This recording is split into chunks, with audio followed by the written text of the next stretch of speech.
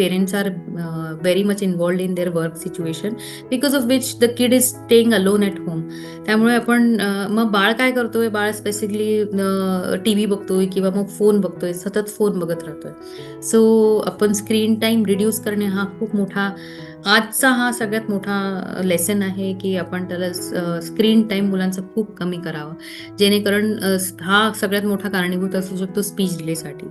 त्यानंतर आपण नॉर्मल किड्समध्ये जर बघत आहोत, तर आपण स्पीच डिले अजून अजून काय करू शकतो आपण?